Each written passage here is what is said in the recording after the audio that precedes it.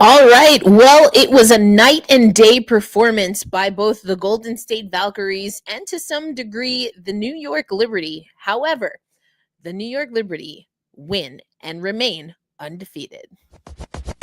Gotta get up, gotta get up, gotta get up. Hey, women's basketball fans, welcome to Gotta Get Up, a podcast for New York Liberty fans brought to you by Black Rosie Media and hosted by Erica L. Ayala. All right.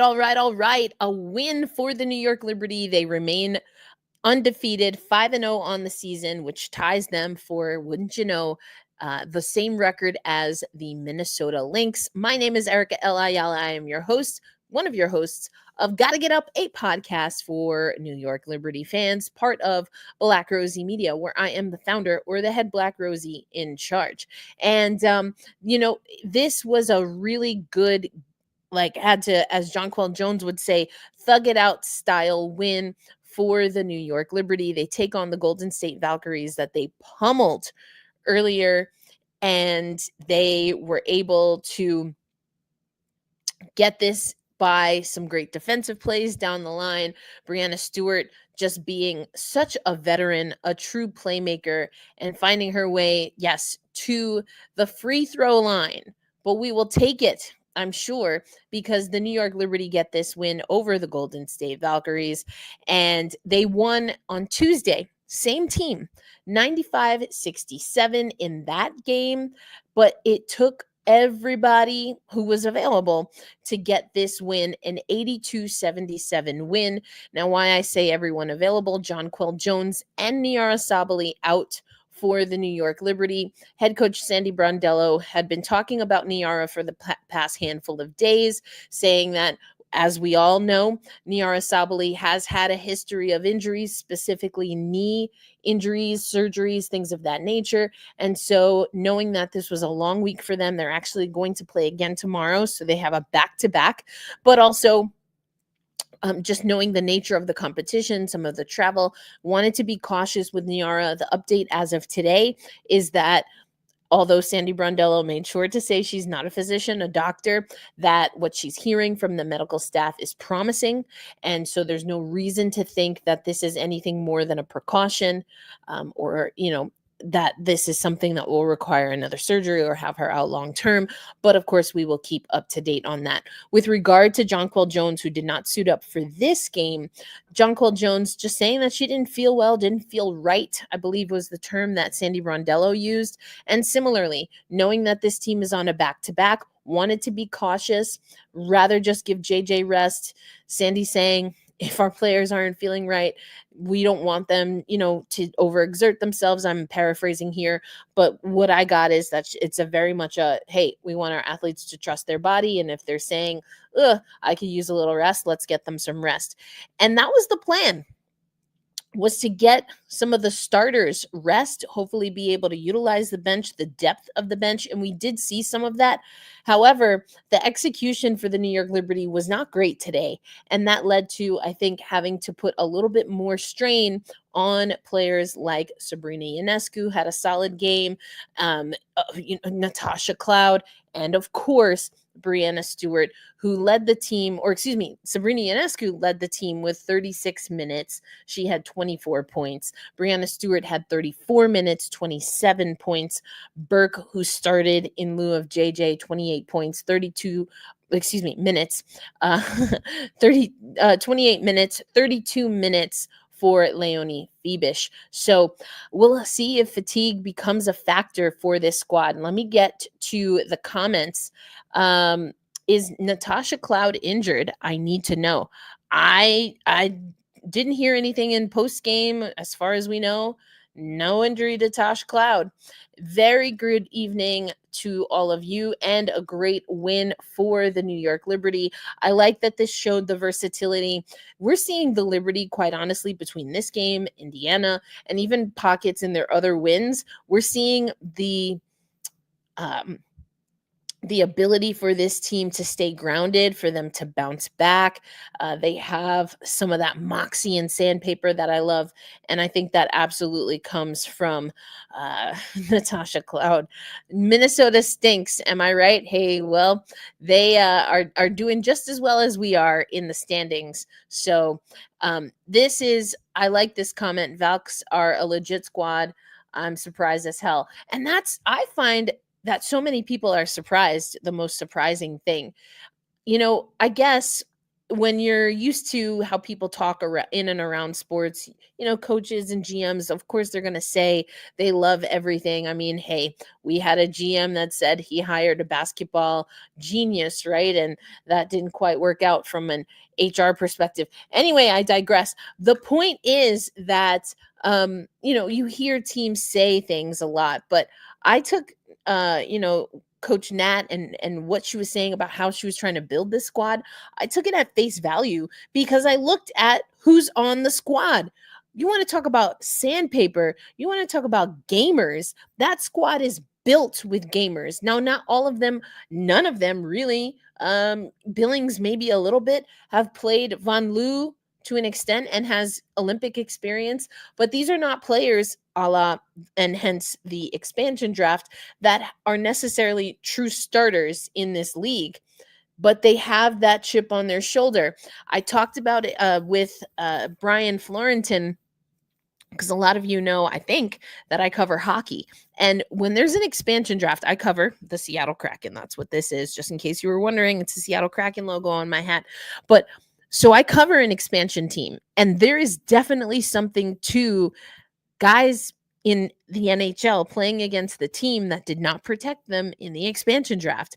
And they use the term juice and jam. So there's a lot of extra juice, a lot of extra jam, a lot of extra sandpaper when those guys go up against a team that was basically like, well, you're not our most important, one of our most important six players.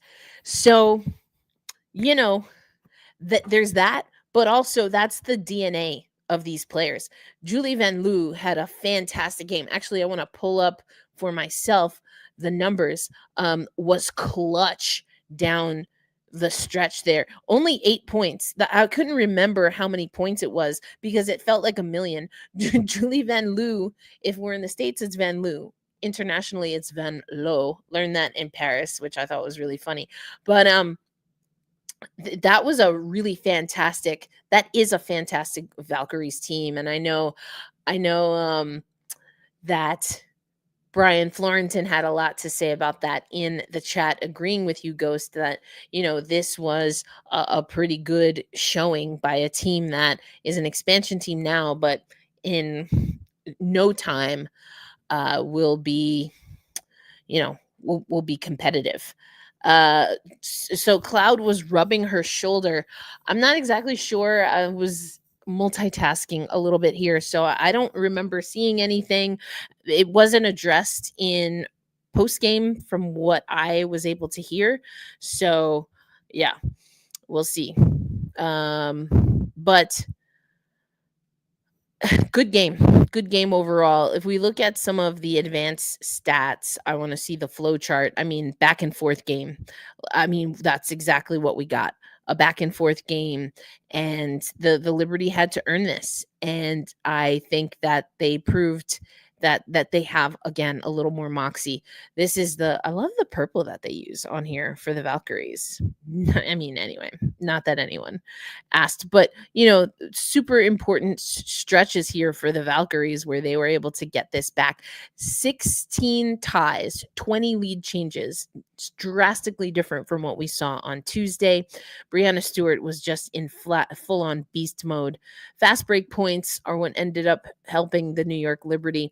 Now, rebounds. Rebounds is something that Sandy Brondello talked about prior to this game, that she talked about after this game, because the New York Liberty are not rebounding particularly well. Golden State also had 30 points in the paint. So Sabrina Ionescu, along with KB Kennedy Burke, were with Sandy Brondello post game. And Sabrina was asked, or the group was asked, and Sabrina answered regarding rebounds and assists, I think it was. But, she responded, oh, I know why we probably got out rebounded. And I'm thinking she's thinking because there was no Jonquel Jones, because this stood out to me. A Golden State, excuse me, a Golden State Valkyries team that you absolutely annihilated the other night with Jonquel Jones got 30 points in the paint. Now, this is not just a size thing, no true five with Niara and Jonquel Jones out. This was more about boxing out and about blown defensive assignment switches and communication. That to me was the weakest point in this game for the New York Liberty.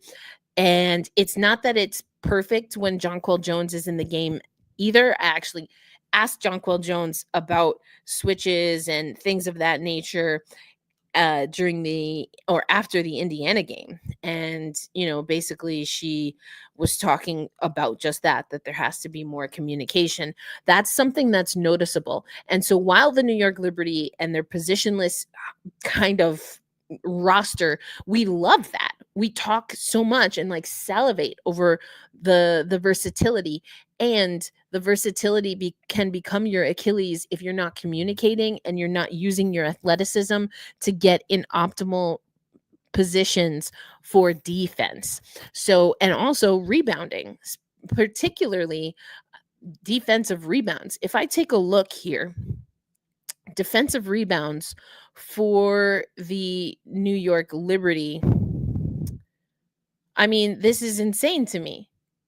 This is, the amount, the defensive rebounds for the Liberty versus let me try to pull it up here, versus the Valkyries. You can't get out rebounded on your on the defensive side. That is a big pet peeve of mine. Let me move this out the way until I find it. It's a big pet peeve of mine. And again, that comes from communication, positioning, and just flat out fundamentals. When the ball goes up, we used to run drills where, coach tosses the ball up, hits rim, whatever, goes in, whatever. It's all about, as soon as you see that ball in the air going towards the rim, the basket, you find the closest opponent and you body them up in some way to make sure that at minimum, you know where they are. But the whole point is to keep them where they are and let the ball drop. So, I mean, I know I'm being a little bit of a stickler here, but that kind of thing drives me crazy. And, that they have to clean that up. They just have to clean that up. Exactly. Find a body. Exactly, Damien. They have to clean some things up. And Sandy knows that. They know that this was an ugly game. She talked after Indiana. I liked the turn of phrase that she used. She talked about having to, it was a muddy performance, I think is the way she characterized it. But, when you're wading through mud, it's very sticky, it's messy, it's thick and heavy and difficult to get through. But that's what we continue to see from this Liberty squad.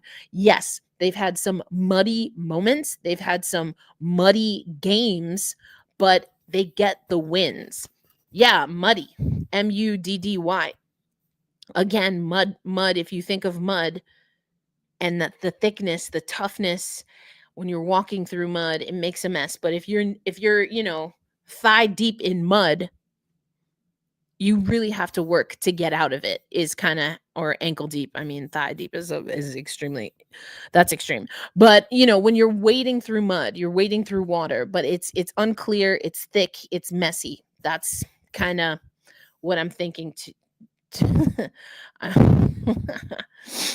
not A1s, but, ooh, nice play there. I'm also watching softball because there's a million sports on this time of year. Anyway, that's the positive. And this team is dealing with adversity early and finding ways to close the game. I mean, let's talk about it, right? That championship run, some people want to say, oh, Minnesota Lynx, they had that game stolen. Da, da, da, da. There were some muddy performances for sure in the finals last year. The difference, I'm going to tell you something very distinct and specific for me. And I said this on CBS last year. There were times, even throughout the entire finals, the Liberty obviously eventually win, but there were times that Liberty team was playing not to lose. This 2025 Liberty squad, when it comes to crunch time, they are playing to win. And a huge part of that, in my estimation, is what you get from the defensive intensity of Natasha Cloud. I mean, she's just getting timely stops. I wanted to make sure to come to my notes because I know that I wrote something down. Between Tosh getting timely stops defensively, Stewie reading the defense beautifully, whether it was her shot not falling, knowing that her team wasn't getting rebounds. What did Stewie do? She got to the foul line. She was attacking the basket and getting to the foul line. That stops the clock, that slows things down, that gives you time to converse with your teammates. But more importantly, now you're putting pressure on a young, I'm talking infant, just got smacked on the rumpus by the doctor team. That is a brand new team. Put them through their paces. And that's what Stewie did. That's called gamesmanship. People know of sportsmanship. Gamesmanship is when you know the game so well that you utilize and manipulate the rules of engagement, so to speak, the rules of the game to your benefit. That's what Stewie did.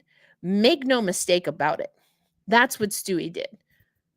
And that's what is going to be the difference, is that you have players like Brianna Stewart, like Natasha Cloud, those two in particular. Jonquel Jones is just, her consistent is at a different level than most anyone else. I don't think she gets enough credit for it, but Jonquel Jones is a consistent just dog. Tosh Cloud is energetically very consistent, and she picks her impact moments on the court very well. And what I mean by that is, it's not that she's not Natasha Cloud. Natasha Cloud is very much, especially as a point guard, engaged in the whole game. But Natasha Cloud doesn't always call her game. She doesn't always call or take those opportunities. And that was something that Stewie said. I believe it's posted now, but when she was live with Sue Bird, Megan Rapinoe for A Touch More after the banner raising ceremony, that game against Vegas, that's what they were talking about. That Tosh Cloud. She said it to us post game as media as well. She said Tosh, she likes her height, her size, the versatility that she can get from a point guard at that height.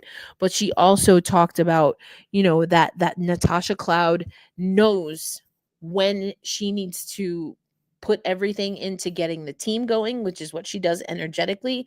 And if you ever see Tosh, she's very intense, but also very kind of stealth and quiet when she's playmaking for other people, which I think is why she's overlooked. First ever time that she got Player of the Week just this week for her for last week's performance.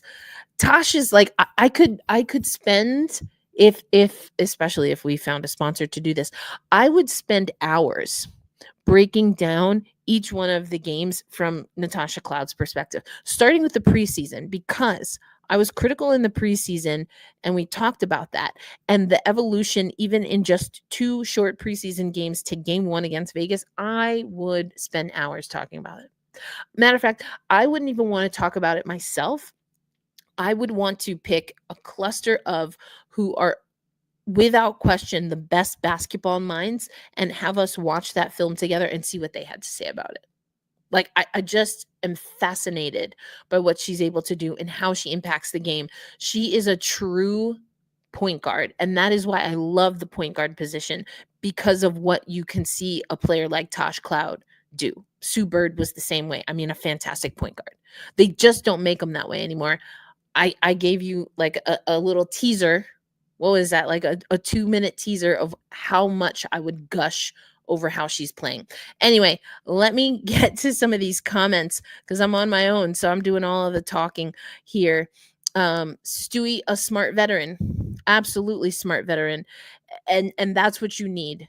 That's why you can say what you want. Jonquel Jones, I don't really know that's much of an argument.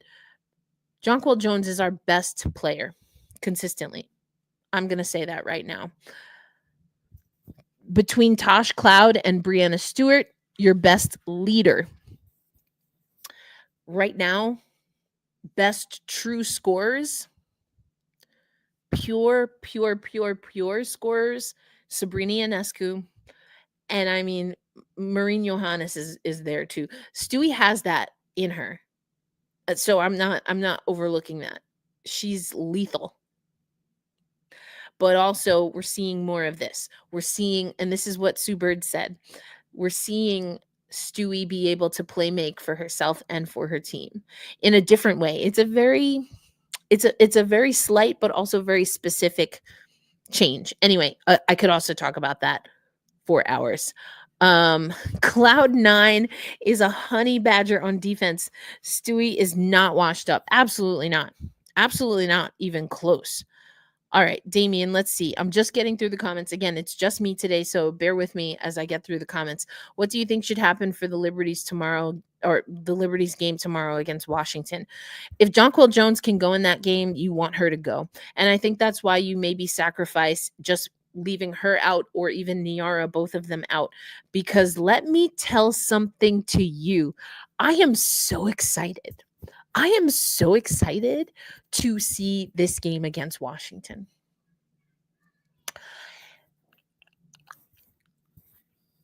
Washington is a good young team.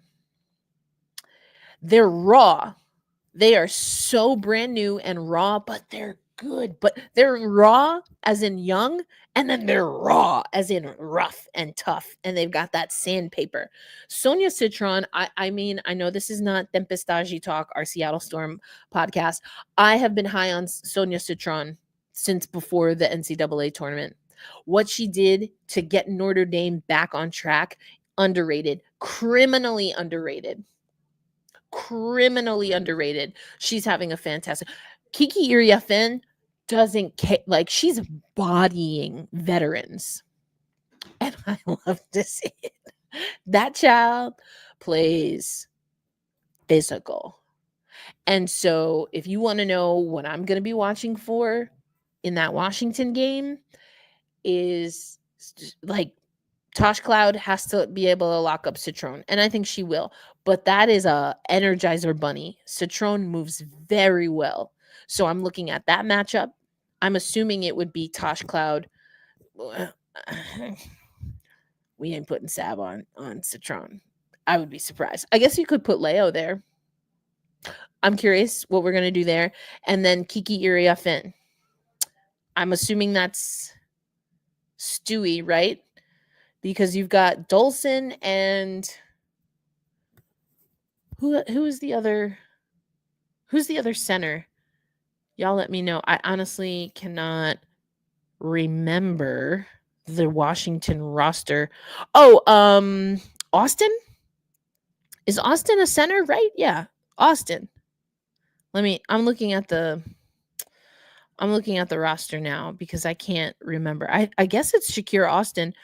I know that Austin has had some health, issues in and out of the lineup, but I think it's Shakira Austin. Okay, let me check because now they're sending me to Ticketmaster. Child, I ain't trying to do all that. Let me see. What did y'all say? Yes, I did say Dolson. It is Austin. Okay, thank y'all. I was like, am I tripping?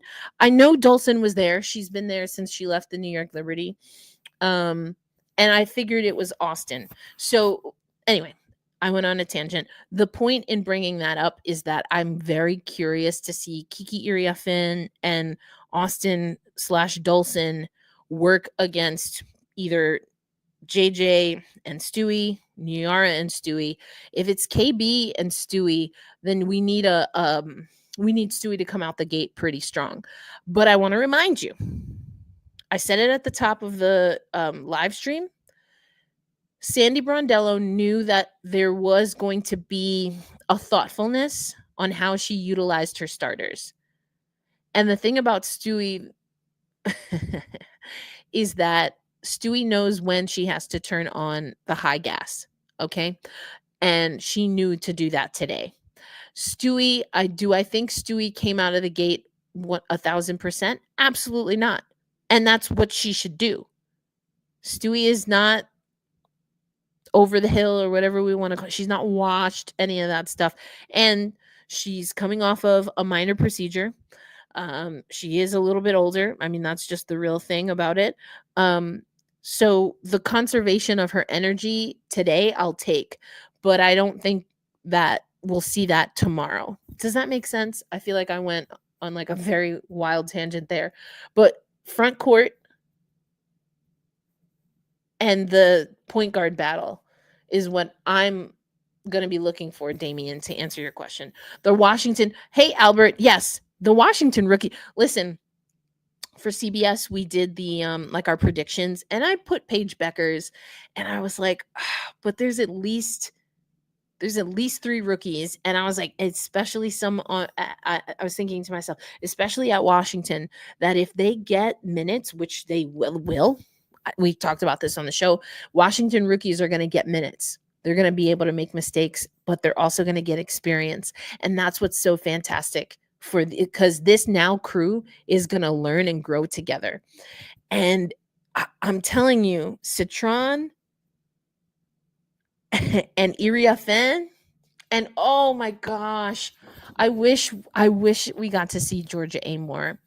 Injuries happen. We wish her the best. You can't take it back. I actually got to speak to Liz Kitley a little bit about Georgia Amore, but she's also someone I'm really excited to see. I think this is going to be a good test on, in the standings. This is a Washington team we should be able to beat. I'm telling you right now, this is a good Washington team, and we need to prepare for a game that might look like, if not completely, at least in parts, like what we saw in Indiana and what we saw tonight in Golden State. I'm telling you right now, we're on a back-to-back.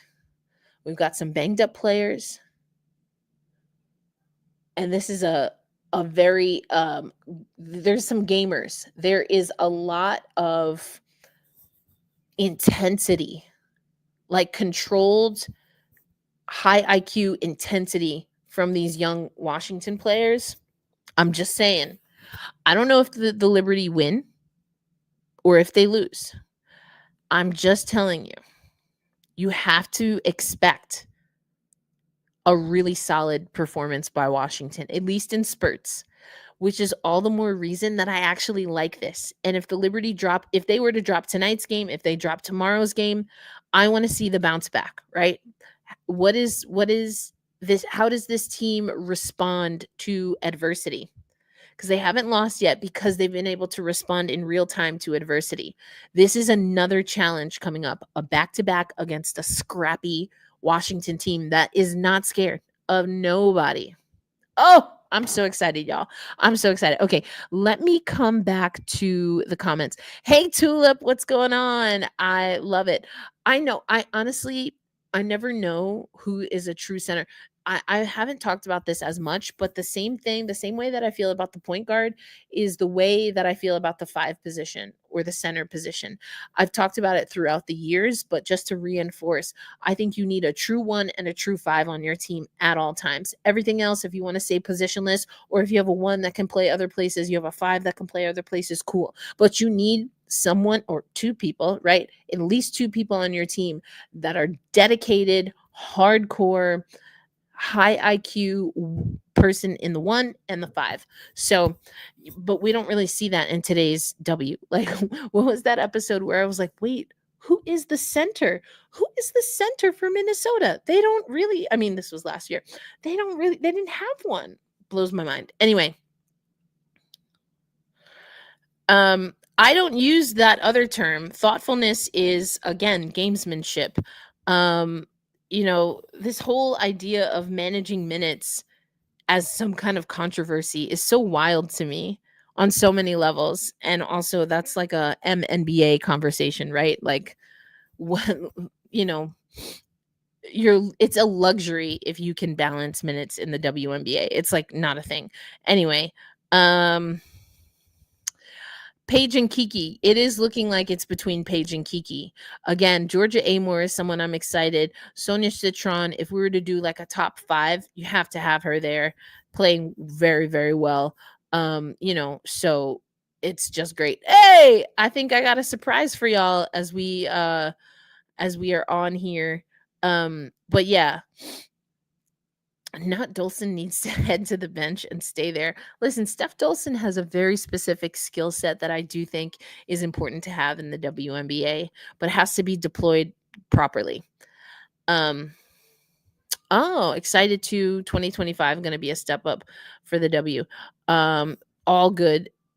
Sonia is a great player, Albert. I'm super high. Super high. What up? Hello, hello. How is Coming everybody? coming to us live from the bowels of Barclays. Yes, it's a jam-packed night. Everyone's off to other events that are happening. The team is on the road to DC for a game tomorrow night, so everybody's moving quick. Everything's happening. Well, we're just glad to have you join us from the press room at Barclays Center. So I've been giving my spiel here, but you were boots on the ground. And also tell us, who did we hear from outside of the dais and in the media scrum? And what were the players saying outside of the locker room? For tonight's scrum, we had Tosh and Stewie join us tonight. They were Mhm. really just talking about just managing not being able to have that inside presence with JJ. Stewie started at center. She mentioned that they weren't Yep. really able to get those shots inside as they usually do, but she was able to really sort of insist her way to the free throw line. And something that I asked Stewie for the last question tonight was that the team really didn't sort of panic when the game got Right. close late. It's a Right. situation for this group in particular. It's new for them, so Yep. being able to withstand Golden State's really big pushes and not sort of crumble under pressure in a way was a very good step forward for them. Even though there are some things that I would consider red flags from tonight. Well, let's get into that. I mean, what were the red flags for you? I will say we did talk about Sandy's comments pre and post game regarding rebounding. That was Mhm. an obvious thing again. But is it rebounding or is it something else in addition to rebounding? What are some of those red flags you're waving after tonight? I think it's the rebounding. I feel like for the group so far, they've done a lot of things well, but that work on the glass is going to be problematic for them. It's I agree. because they're playing great initial defense, but the thing about defense is you have to complete the possession, and Yep. you allow those second, third, sometimes fourth opportunities. You're just Yep. begging for trouble, and I think that I can sort of excuse it because you're seeing the second team. You're seeing the team twice within a week. You know you're going to get it's going to be a lot closer than the first time. Like you're not really, very rarely do you win by 30 plus both ways. Yep. So it was going to be a little bit tighter, but there were some things as far as like making sure you're putting a hat on a hat when it comes to boxing out, really preventing those extra opportunities. Those are things that they can clean up. Like I would say they're not like dark red in a sense. It's just like like I've got it in my hand and I want to raise it, but I'm not raising it all the way to the top of my head quite yet. Yeah, I think I'm square in red flag. And again, it's something that the team has identified with regard to rebounding, but something that maybe is a orange flag or a yellow flag, shall we say? Um, I think something I'm keeping an eye on is that this team I'm sorry, I'm just looking at the comments. Y'all are crazy. Um, I think this team has to figure out um they have to figure out the communication a little bit better with regard to, as you said, kind of like the second, third, fourth chance opportunities. I think that is about effort, but it's also about communication. And I was talking about that a little bit earlier. We're seeing that teams, I think Indiana did it pretty well, where this kind of positionless Liberty squad, they're going to switch, they're going to rotate out of screens and things of that nature. And while there is a luxury in that, if you do it a little too much, then you're always scrambling. That's one thing. And then the offensive, perhaps, side of that is that there are times where this Liberty squad can get a little too into ISO. It's something that we heard from Sandy after the Indiana game. And I think that, again, not a full red flag for me, but something I want to keep an eye on, Brian, is shot selection in significant runs, or when you're trying to get significant stops.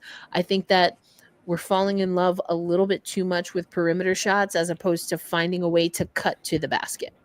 Yeah, something Sandy was talking about is that I think it might have been Lucas who asked her.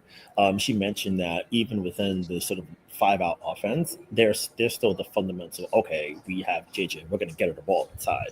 So they still, I think, have that understanding of, okay, we're going to need to get those shots at the rim. We're going to need to get those post-up opportunities. We saw it a little bit in the fourth where they just sort of gave it to Stewie on the block and let her go to work. So that idea is still prevalent within the offense. And I think for the group, I think just being patient with what they're doing matters a lot, because tonight they didn't really have many driving lanes. I would attribute that to Golden State's size and length, really being able to sort of like jam New York up in a way that they couldn't on Tuesday.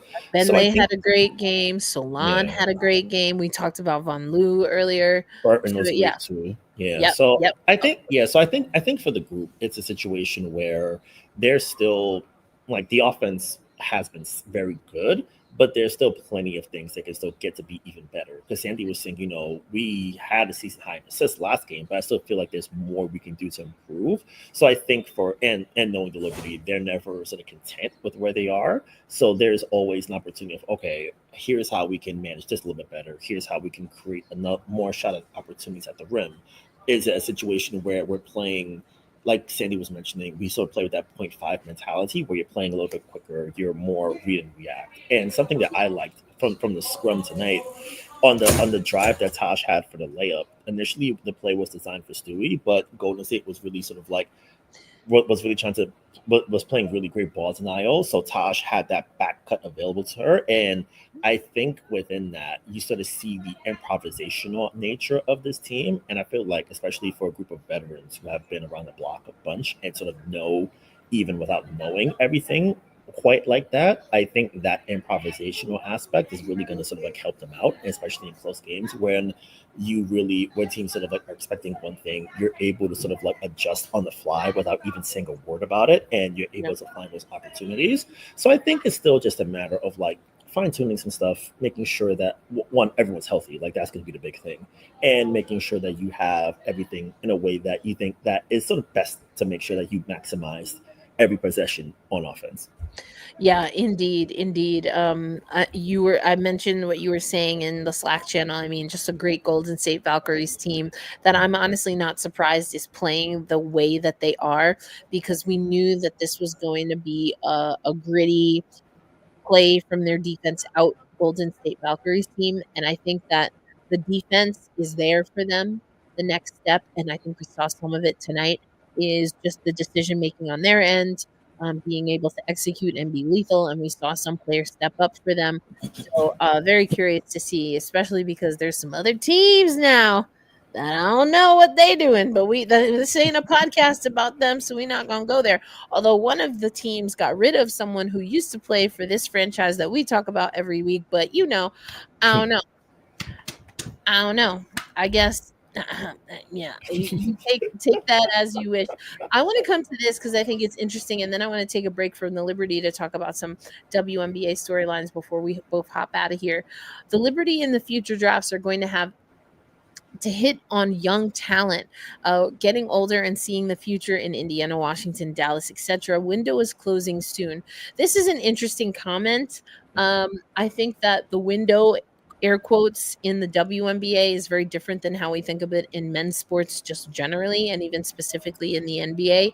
That being said, for me, this is interesting, especially knowing that, Brian, there are more expansion drafts coming, and so what the Liberty can retain is not completely within their control, given the drafts. But we have seen them do some draft and stash with the picks that they do have. And this is a Liberty squad that continues to be very sharp in the front office when it comes to finding talent internationally, including players that are quote unquote age wise veterans, but are maybe coming to the W side for the first time. Yeah, I think that also within that, I would say I wouldn't sort of like count on a window being closed soon because we have to see what the CBA looks like first. Because what may look like a window That's a today good point. at it's 10 whatever Eastern time here, that may not be the same in this time in 2030. And just as an example, if you told me in 2020 that the New York Liberty would have a championship, would have Brianna Stewart, John Quill Jones on their team, and then Natasha Yeah. Todd as well, you'd be Yeah. like, how the hell did that happen? Right. And Exactly. you never, I think you can't really sort of like guarantee what the future may look like because even if, for example, we take a team like Indiana, like in 21, they had the top pick, it didn't hit, and then they had number 2 and 22, then 1 to 3 and 4, and it's like, oh, you would sort of like bank on your number 1 pick being a part of your future, but then your number 1 pick doesn't work in the environment that was there, and they're out the league. So I think even within that, you have to be sort of careful. Just because you may have like a particular amount of assets, it doesn't guarantee that whoever's in charge is going to make the best choice or the player that does come in fits in that particular environment in that particular moment. So I think windows for certain teams are very tricky. And I think for the Liberty in particular, they're a place where people want to come. Like Right. Right. players want to come here. There's a just sort of like groundswell of people wanting to associate with this organization in various aspects. And I feel like that part is always going to guarantee that free agents and players would want to come here. It's sort of like an inverse of in baseball where, the Yankees and Mets always get people to come because they're New York. I think the Liberty really have that in their favor because they built that infrastructure and that foundation over the past couple of years. And we're seeing it pay out in such large, like, in the newsletter we talked about they're worth 450 mil and counting. Like being And count. being able to do that matters a lot too. And with the decision making leadership here with Jonathan Kolb, Sandy, and the staff like that, they're always going to be on the periphery of contention. And Agreed. even if it may not be even if it may not be the high of the championship last year, they're always going to be in that conversation. And I think that Agreed. matters a lot to players. And for players who are like, okay, I want to really compete for a championship and I want to really be in a spot where I can maximize what I'm doing to a louder, bigger degree. Not many places can match here like that. Yeah, I would agree. Not to mention that Sandy Brondello remains one of the top tier coaches, not only currently in the WNBA, but I would say, historically. And again, she falls under the radar. She definitely has her foibles and things that we've talked about here as she gets to learn a team. But when she knows her players, from everything that I can see and that we hear, the players know where they stand with Sandy Brondello. And that's something that you don't always get. I mean, we talked about what has happened with Skylar Diggins in different places, and on and on and on. But I do want to get to some other WNBA storylines, and we're gonna do all of that. But first, Brian, I have to ask, I know you were in the press conference, pre-game, post-game today, and of course are such a fantastic asset to the beat, the New York Liberty beat, that is. So I have to ask, have you or anyone else asked the WNBA for comment that Jonquel Jones did not suit up for tonight's game? No, actually. Yeah, I I didn't. mean, because apparently that's the standard. Caitlin Clark gets a quad injury, and now we have reporters asking the league for comment on a regular standard injury, Brian. Like, Hey, Erica. are we doing that now, or what's going on? Hey Erica, can I tell you something that I didn't tell you when I was putting together the newsletter for a couple days ago? Uh-oh, secrets. What you got? Okay, so I finished like a little bit early. I'm like, oh, I read the article from NBC. I built on it there, and then I see, oh, she's out for a while. Okay, cool. So I'm like, oh, she's out. Player X fills in. See more options like that. So I'm like, all right, I think I'm good. And then a group chat I'm in, they shared a post from Redacted, and Mhm. I thought to myself, I'm like, oh my god, do I sound like that in a newsletter? How do I not sound like that in a Oh, newsletter? no. Because like it's one No. of them situations where I'm like, it's like when you're in the club and you're around people you don't want to be around, and you're like, how did I get in this area? Like, what am I You're doing not over in the here? So club.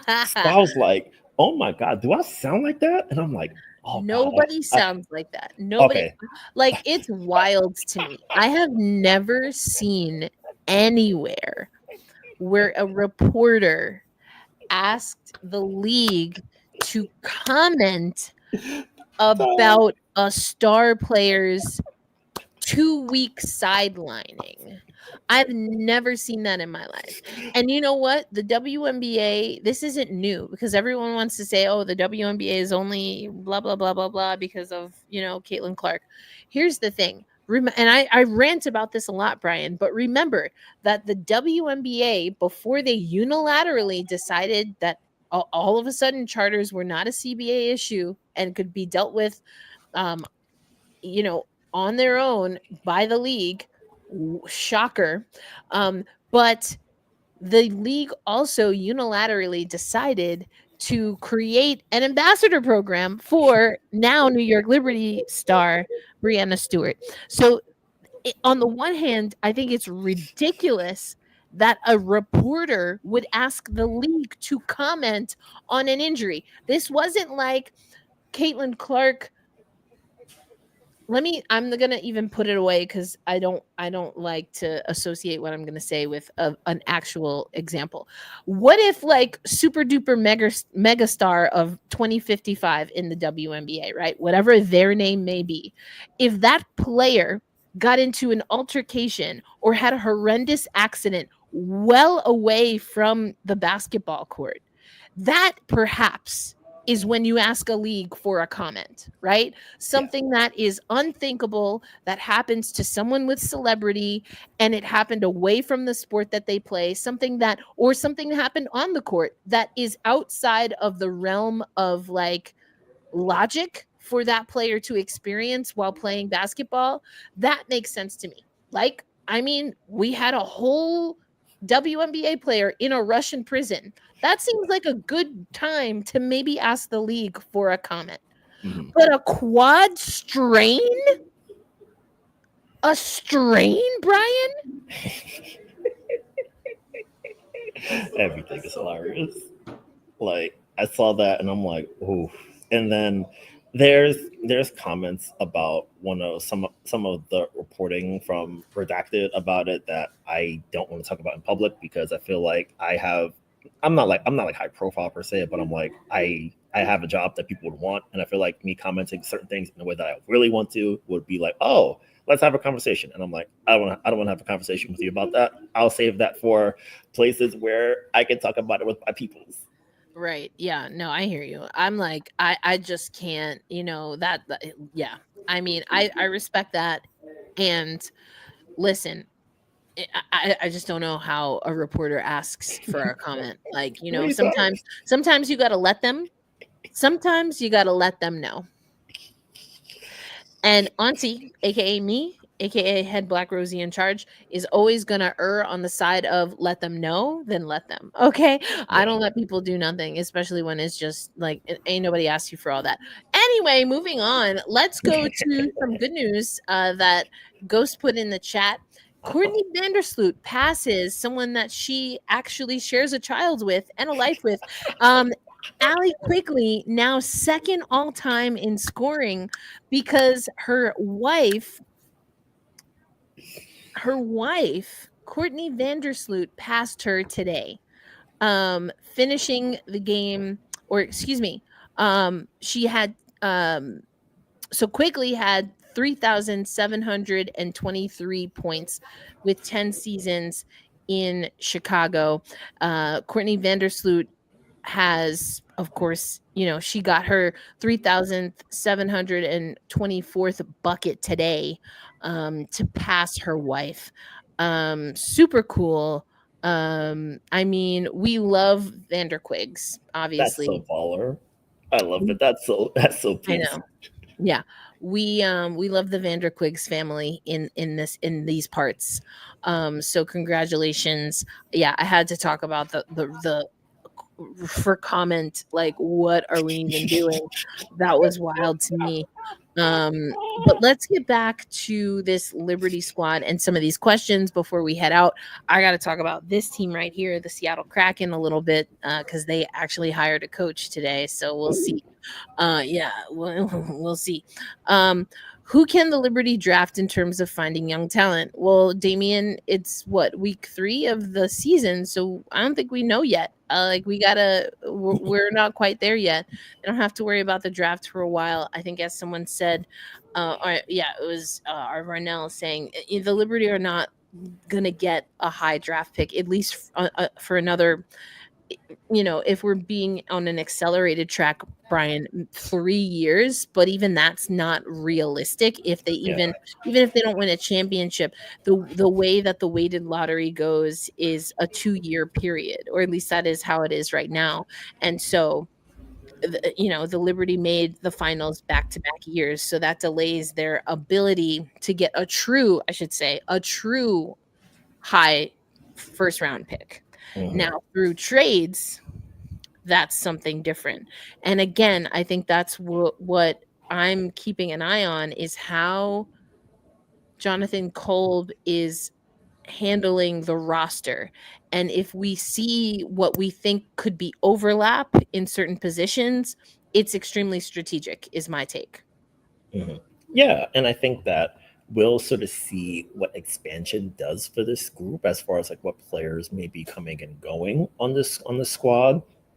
Just about everybody's going to be a free agent in this winter coming up. We have to see what the salary cap number looks like. Will there be expanded roster spots? So I don't think we can really sort of like map out what 2027 looks like and 2027 and beyond until we get a real feel for what the CBA represents. Right. So we won't even know who's eligible or who declares. I mean, we'll know who's eligible, but we won't know who declares. There's so much that we have to figure out. I would say for a lot of folks, just like wait, come back to us about that conversation in like February. Exactly, Albert. This is exactly it. The draft and stash, and the Liberty have been doing this for a while. And these are all pieces that they can utilize if they want to make some moves, or even if they lose players, impact players now in an expansion draft, then they can bring in some of this other talent. This is a fantastic point, Albert. Okay, back to back. I already waxed poetic about Washington and them rookies. They look good. They look real good. But let's talk about this. So I think what we learned from this back to back with Golden State is that rebounding is still an issue. Stewie is hella smart, high IQ. Tosh Cloud is your go-to for a get a stop. And I think I didn't explicitly say this, but Sandy Brondello is definitely trusting her bench more, her reserves. And yes, some of that is by necessity for today, especially tonight, especially. And Brian, I think that we've seen that throughout the season. This isn't, where we're begging her to give minutes. She's giving them a little bit more liberally, so to speak. But with all of that said, what are the areas of the game? I alluded to this earlier, but I'd love to hear what you think. What are the areas of the game that you are going to be watching as the New York Liberty take on a very intriguing, I would say, not to make it all about the Washington Mystics team? Yeah, I think one of the things I'm really excited to see is how they defend Brittany Sykes. Like, I was doing some research for the game tomorrow night, and she's shooting 82% inside the restricted area. So when she gets downhill and gets to the basket, it's automatic. So I'm really excited to see how Sandy utilizes different matchups. We know Yeah. Tasha's going to get some minutes on her. Leo's probably Layout. Those are my yeah. two picks. Yep. Yeah, Beck Gardner has been getting a lot of big Yep. minutes for this team. Like she's trusted her a lot, so we'll see her get some spin. So I'm excited to see that, and I'm also interested to see how. I guess for Washington, I really want to see how they manage that front court because they have a lot of talent there, Yes. and Yes.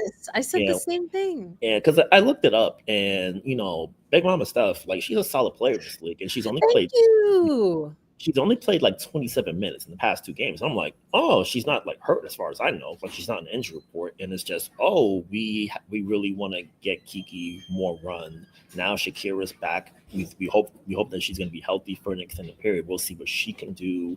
Like there's a lot of there's a lot of stuff there for this team, and Aaliyah Edwards is back too. She came off the bench Wednesday, so being able to figure out how to make sure everyone's fed so you're not leaving a good player on the bench like that, I think it's going to be really interesting to see.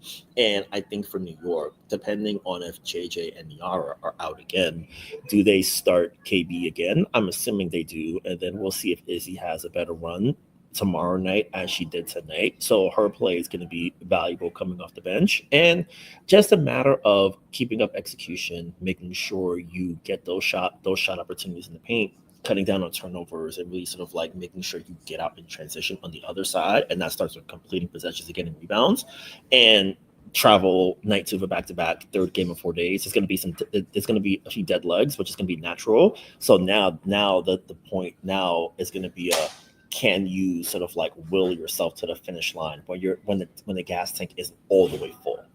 Yeah. I mean, this is an interesting comment, Damien. What about homegrown talent? But I think what Albert is saying and what we already said is that we can't give you an answer about homegrown talent because there are a lot of variables that are going to impact the draft. Also, I mean, we talk about this a lot with Tempestagi talk, but and I don't know, I'm not saying that this comment is coming from here. I just want to remind people that the WNBA has always been an international game to the point where WNBA players play internationally in their off season. And so it was only a matter of time before, again, we started seeing that come back to the W. This isn't new. This is something that's always happened. And now that FIBA is changing their window, I am very curious to see how that impacts different federations. But what we're seeing in Albert's comment is this is where the WNBA is going. People are just now catching up to what Kolb and Ohima were doing, because now guess where else we're seeing this, Brian? Mm-hmm. We're seeing this in that team we just played in 2 games in a row. Mm-hmm. This right here is the future of the WNBA. It's not even the future, it's now. Mm-hmm. Because Team France, they got some folks cooking.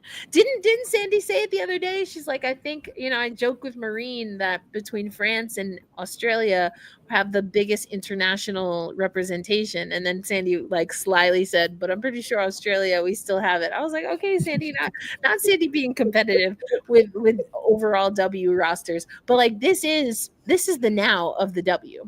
Yeah. And the New York Liberty have caught that trend and latched onto it in a much different way than any team, with like a sprinkle here and there, but they've done it in earnest.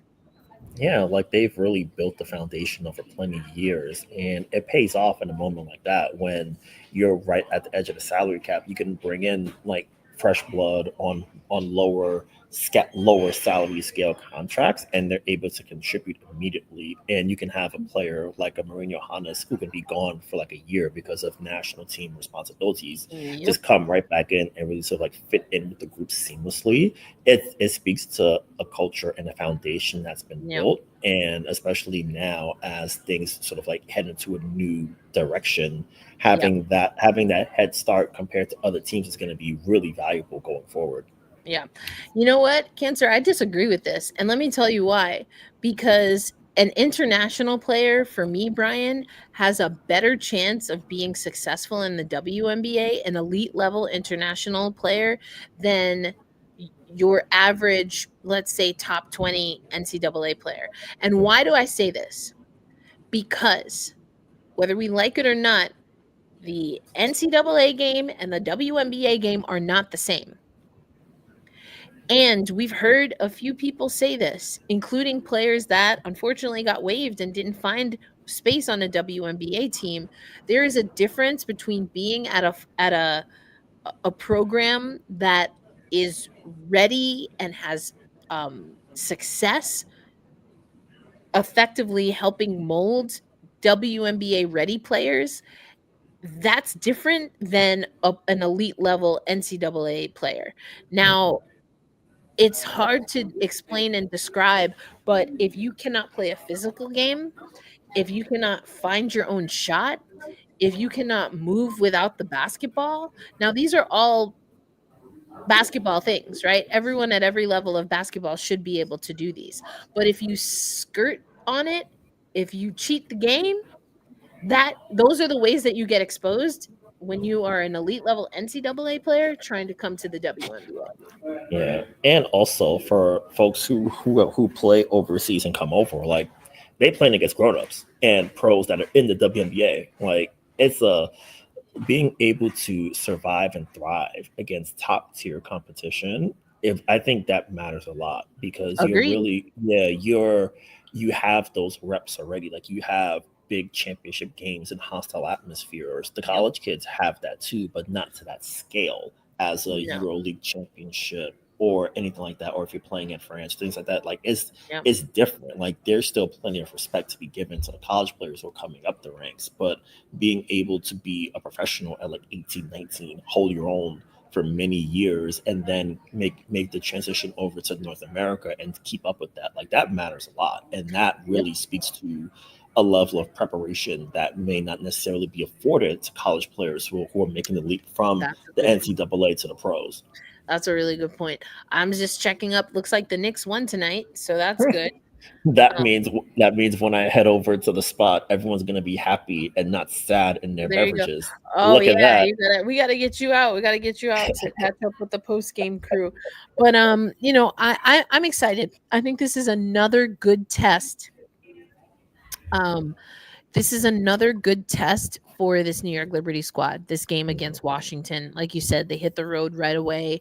Um, you know, Tosh Cloud knows that area well. Of course, her and Sykes, they're hilarious. They were hilarious together. And so I'm curious what the antics will be like when they're on the opposite side of the court. Because listen, Brittany Sykes, she'll square up on someone real quick, Yeah. in the most respectful, disrespectful way. And I personally am here for it. So, like you said, that's going to be a great matchup. I talked about Sonia Citron earlier. Fantastic matchup. Kiki Iria Finn. Okay, before I let you go, Brian, because I want to let you get to the rest of the crew. Who do you put on Kiki Iria Finn on the defensive side? Uh, Let's do it this way. Assuming Niara and JJ aren't playing, and then if they are, does that change? If they are, if either one or both of them is playing, does your answer change? But let's start with Golden State Valkyries game 2 roster. Who guards Kiki Iriafen? Honestly, like that kid been playing great ball for double doubles. Why not put the best defender in basketball on her? Brianna Stewart. That's what I Welcome said. her to the league. Yeah, That's what I I do that. said. I do I, that. I, Hey, I like I want to see that. Like there's a part of me that wants to see it. Okay, so now hypothetical number 2, as I mentioned, assuming JJ and Niara are available, both of them, does that change your answer, or are you still sticking with Stewie? I still stick with her, and then Burke is going to get those minutes matched up against her. Like they'll really be able. They'll probably throw some double teams and traps at her to make things challenging for her and sort of like expose her to a lot of like length and sort of like speed her up a little bit. Yeah. So I'm really excited to see how she does. Like I haven't had a Yeah. chance to like lock into a full Mystics game like that quite yet. I've seen like Yeah. fourth quarters where that group sometimes struggles to hold on to leads. So I want to see how they do against the top of the top. Yep. And hey, just gonna say this. Although Kiki Iriafen did end her college career under Lindsay Gottlieb, she was uh, with one of them Tara Vanderveer teams and The power squads. team, boy. And Team Tara, like Tara in the WNBA, like, yeah, that's one of those programs under Tara that knows how to get players not just ready for the NCAA, but if they really want for next level. So it's going to be a good one. Brian and I will definitely be keeping up with things in Slack, and then we'll catch you on the next episode of Gotta Get Up, a podcast for New York Liberty fans. But for Brian, who's about to, celebrate with the rest of the crew, my name is Erica L. Ayala, and we will catch you on the next episode. Peace out, everybody. Wave, wave. This is my fake Liberty win. I'm wearing my but Liberty win signs the other day were hilarious. But all right, y'all have a good night. Brian, tell the crew I said what's up, and I'll catch you on the next one. Peace out.